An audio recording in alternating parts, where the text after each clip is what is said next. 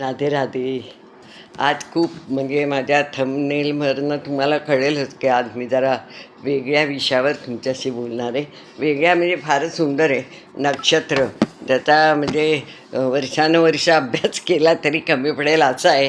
पण थोडंसं जी माहिती झाली त्याच्यावरनं थोडंसं तुम्हाला पण मी शेअर करावं असं मला वाटलं, म्हणून मी हे शेअर करते. तुम्हाला माहिती आहे की आपल्या म्हणजे ह्याच्यात विश्वात 27 नक्षत्र असतात. आता एक 28वं आलं आहे अभिजित नक्षत्र.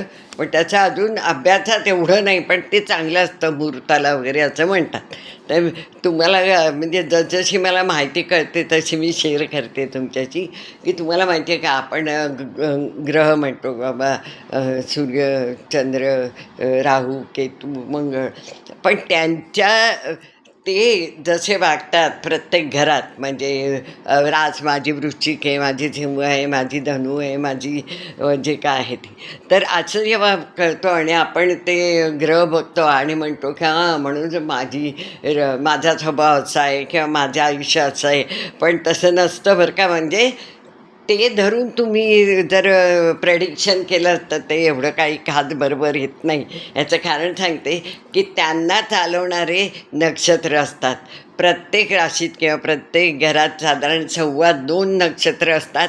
आणि त्या प्रत्येक नक्षत्राची 4 पदं असतात.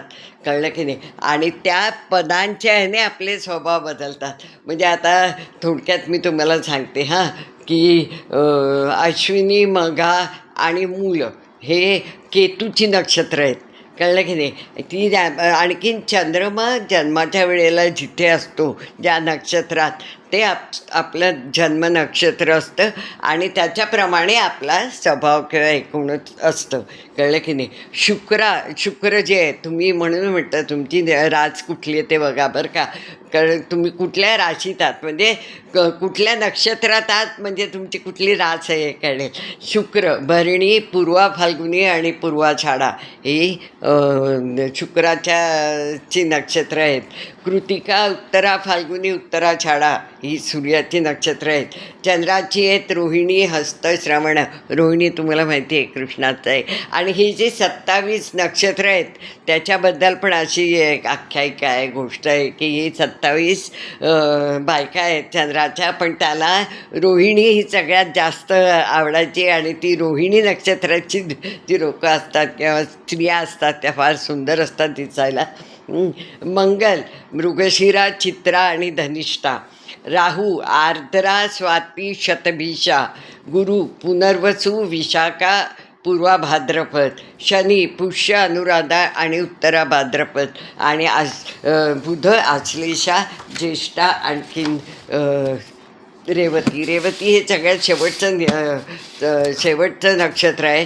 पण त्याच्याही पुढच्या गोष्टी तुम्हाला माहिती आहे का. आपण जन्म ज्या नक्षत्रात घेतो ते नक्षत्र म्हणजे जन्मतारा. त्याच्यावरनं आपले जरी स्वभाव कळत असतील तर त्याच्यानंतरचे नक्षत्र सगळ्याचा आपल्यावर प्रभाव पडत असतो. की त्या दिवशी तुम्हाला माहिती आहे प्रत्येक दिवशी नक्षत्र वेगळं असतं. आणि ते आपल्या कुठल्या ताऱ्यामध्ये येतं ते बघून त्या दिवशी ते म्हणजे पूर्वीच्या काळी बघा इतकं बघायचे. ह्याचं कारण असं आहे की 1, 3, 5 आणि 7 हे जे तारा असतात त्या ह्याच्यात जर आपली नक्षत्र जी असतील त्यावेळेला पूर्वीचे लोक काही करायचे नाही. कारण मी आता थोडंसं मला जेवढं 1% माहिती आहे ते सांगते.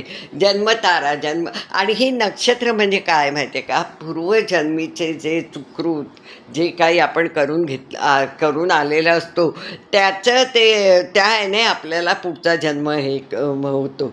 त्यामुळे ते नक्षत्र म्हणजे आपले चांगली किंवा वाईट, उच्च किंवा नीच हे जे होतं ते आपल्या पूर्वजन्मीच्या कर्मामुळे. म्हणून जमेल तेवढं ह्याच्यात बी चांगलं कर्म करावं म्हणजे ते थोडं थोडं कमी होत जातं. आणि मला इतकं छान, मी जेव्हा भगवद्गीता शिकले ती म्हणजे देवाची कृपा एवढ्या उशिरा काय ना मला शिकायचं योग आला.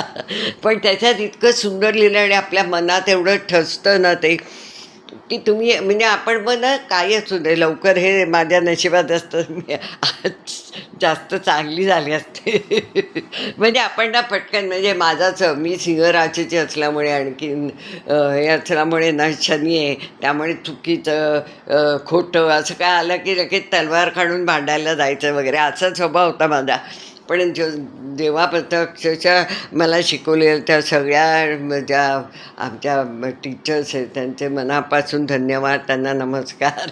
कारण मला त्याचं म्हणजे कळलं की असं करून चालत नाही प्रत्येक ठिकाणी आपण कुठे पूर्ण आहे म्हणून ते अर्जुनाला कृष्ण सांगतो ना, मी आहे ना, तू तुझं बघ.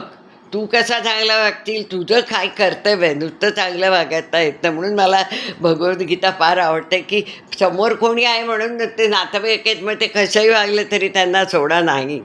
ते जर चुकीचे वागत असतील तर त्यांना योग्य दिशा दाखवणं किंवा एक वेळेला प्रायश्चित्त करणं हे पण आपला धर्म आहे, आपलं कर्तव्य आहे, हे ते कृष्णाने त्यांना सांगितलेलं आहे. आणि कारण नसताना समजा एखाद्यातच राग येतो आपल्याला, आपण पटकन रिटालिएट होतो, पटकन उलट उत्तर देतो.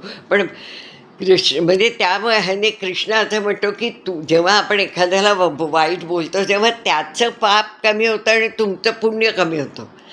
कळलं की नाही? किंवा एखाद्याला आपण दुष्टपणाने उपाशी ठेवतो किंवा शिक्षा करतो, कारण हाताखालच्या लोकांचा अपमान करतो. जेवढं तुम्ही असं कराल तेवढं तुमचं पाप वाढतं आणि त्याचं पुण्य वाढतं. मग आपण कशाला असं करायचं, असं आता माझ्या पण मनात येतं.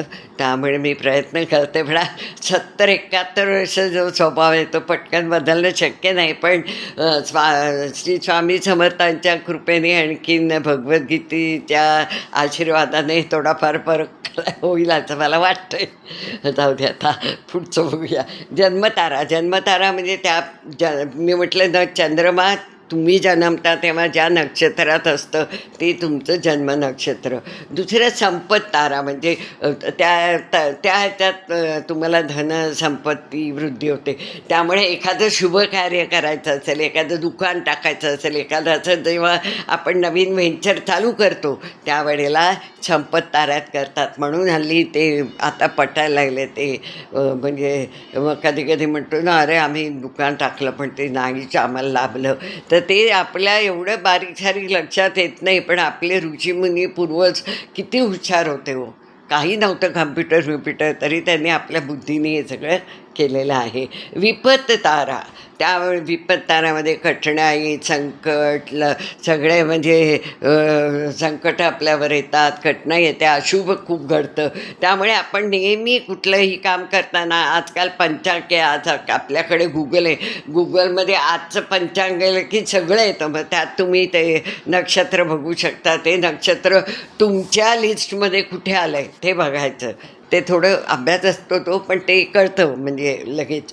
मग समजा आता विपत तारामध्ये आज तुम्हाला कुठल्या दुकानाचं किंवा काही चांगलं करायचं असेल आणि तुम्ही बघाल की आजचं नक्षत्र जे आहे ते आपल्या ह्याच्यात मात्र विपत तारामध्ये पडतं आहे, तर आपण आजच्या ऐवजी उद्या करा, असं म्हणजे असं म्हणायचं आणि तसं व्हायचं. आता हे करायचं की नाही कितपत विश्वास आहे हे तुमचं आहे.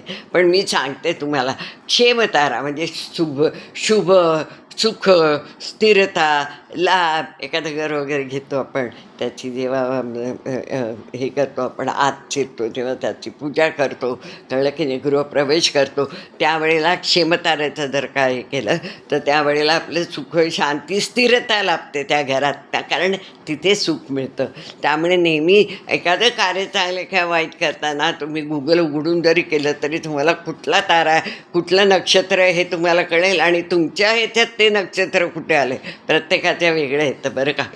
प्रत्यारी तारा, ह्या पण शत्रू आपल्यावर जास्त म्हणजे प्रबल होतात, अशुभ असतं. अनेक म्हणजे घरात विवाद वगैरे खूप होतात. ते टाळण्यासाठी ज्या दिवशी तुम्ही बघाल, अरे बापरे आपला प्रत्यारी तारा आहे आजचा, त्या दिवशी कोणाशी वाद घालणं, उगाचच भांडणं काढणं हे बंद करावं. कारण आता आपण म्हणजे एज्युकेट झालो या बाबतीत की आपल्याला आज राग काय येतो आहे, आपल्याशी समोरचा माणूस का भांडतो आहे, हां आज माझ्या ह्याच्यात प्रत्यारी तारा आहे तर मी आता गप्पच बसीन किंवा बाधा आहे वगैरे खूप येतात, त्यामुळे हे लक्षात ठेवायचं. साधक तारा हे आपण चांगला असतो, संपत्ती, सिद्धी, उपलब्धी असं सगळं मिळतं. म्हणजे त्या दिवशी एखादी गोष्ट करायला घेतली, आपल्याला वाटत अरे ह्या वेळेला होईल की नाही, पण त्यावेळचा तारा तुमचा साधक असल्यामुळे आपोआप देवाच्या कृपेने आपल्याला आहे ते मिळत जातं आणि आपलं कार्य सिद्धीला जातं. कळलं का? आता वधतारा हा अत्यंत अशुभ, अत्यंत दुर्घटना आणि मृत्यू असं लिहिलेलं आहे. पण मी जे म्हणजे मी अनेक लोकांचे विचार घेते आणि त्यातलं काय आहे की प्रत्येक वेळा वधतारा म्हणजे वाईट असतो नाही, त्यासाठी तुम्हाला जरा तुमचं पण सगळं बघायला लागतं असं नाही मी म्हणत. पण वध कशाचा? तुमच्या शत्रूचा पण वध होऊ शकतो ना. असं काही नाही की तुमचंच काही वाईट होतं. वध म्हणजे वध, मग तो कुणाचाही असू शकतो. तर त्यामुळे पण तरी हे वधतारा अत्यंत अशुभ मानतात, त्यामुळे बघून एखादी चांगली गोष्ट मुद्दामून करायची नाही त्या दिवशी. एवढं तर आपण करूच शकतो, आपल्या हातात आहे. कारण एखादी गोष्ट काय अचानक करत नाही, आपण त्याच्यासाठी वेळ घेतो. दुसरं मित्रतारा हा अतिशय मित्र म्हणजे प्रेमळ असतो, आपल्याला मदत करतो, सहाय्य करतो, संबंध त्याच्याशी चांगले असतात. म्हणजे असे जे लोक असतात ती मित्रतारामध्ये येतात.